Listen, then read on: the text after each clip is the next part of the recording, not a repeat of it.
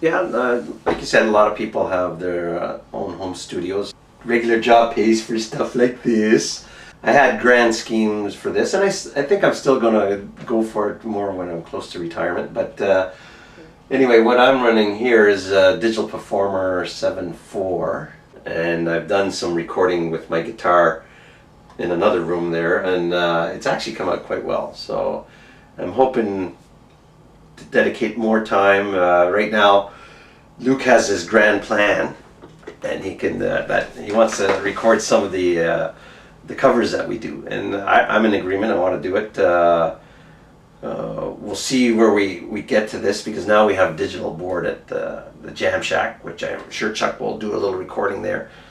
And if we can get the digital tracks and the drums there, I could pop them into my studio in here, and then I can do the rest of the work in here. Yeah, so the home studio, I actually was hoping to, and I still probably will expand on this, but I wanted something that, you know, the old days, you were using a reel-to-reel, and or, you know, possibly just a cassette deck, a multi-channel cassette deck or reel-to-reel, which I actually used to own. And in fact, when we were doing the CD, we did pre-production with an old reel-to-reel machine. But now, the digital, you know, the sounds you get, you know, the software for like the keyboard sounds, the software for, you know, your compressors, your effects, everything.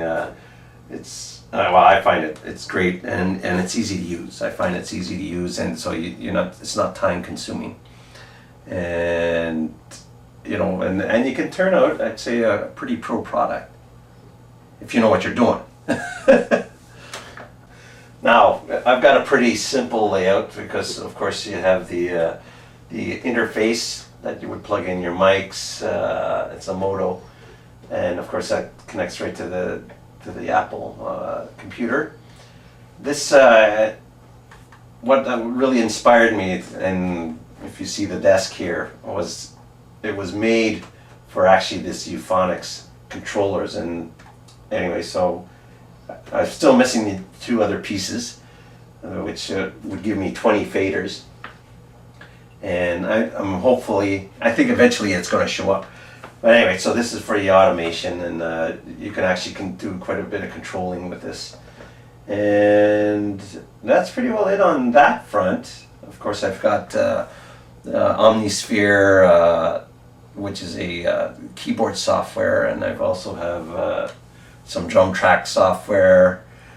And of course, I use this keyboard to go through my Omnisphere. This one actually I'm not using lately, and I think actually one of the keys is off on it, so I might sell it for cheap. The reason I ended up buying this one was because when I was in college, that's the one they used. So, and this, my brother and I picked this one up back in '85, I believe. It was late '84, '85, and not sure. We used to.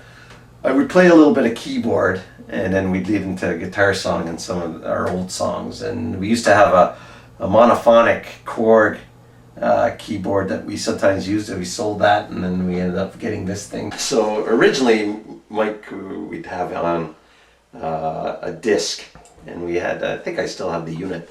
Anyway, it would have the floppy drive, and so what I would do is I would jump on my old computer. I had an Atari 1040 ST, and then so I would do all the keyboard work myself, and you know, layer it upon each other, and then the other side you put a click track. So then Luke, and before that of course Brendan, they always get a click track going on one side, and then the keys is coming on the other side. Now we'd have at one point we had 3 keyboards there. Every so often just pop in and do a little keyboard part or something, but now Mike's been reduced to an MP3 player. So it's a lot, the convenience is there, right? We put the tracks onto the MP3. I kind of actually liked having the keyboards with us, because it was part of the show, you know, in our old days when we used to play Grand Central, a nice big stage, and you had the room to put the keyboard somewhere and lots of space for the drums and everybody up front. So, but you know, a lot of the stages, we're fortunate actually in that Greenfields has got a nice stage, and that's pretty well our only place that we play now. But you know, in some of the clubs we used to do before, you'd get a little tiny stage, and you know, you don't have room for keyboards. So it's helped us pull off some songs that you just can't really do, like Comfortably Numb. The orchestration's a big part of that. Silent Blue City, the same thing, orchestration. Without it, then you know, it wouldn't sound as big. And but you know, sometimes you have to have the sound guy to have the levels right, because there's been times when all of a sudden, you know, we can't really tell, and we hear it a little bit in the monitors, but we don't know if it's really coming out front, and then if that doesn't work, then you know, the audience isn't getting the full benefit of the Where's My Show. I've simplified my setup. I used to run a bunch of pedals in the old days. I read somewhere, I can't remember who it was, but basically like Angus Young, I'm sure he just plugs into his guitar amplifier, whatever he's using, his Marshall, and then that's it.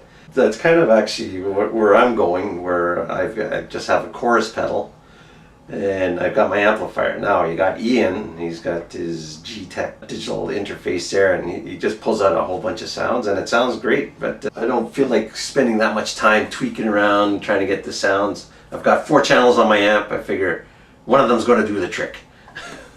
The one who's actually getting me is my brother.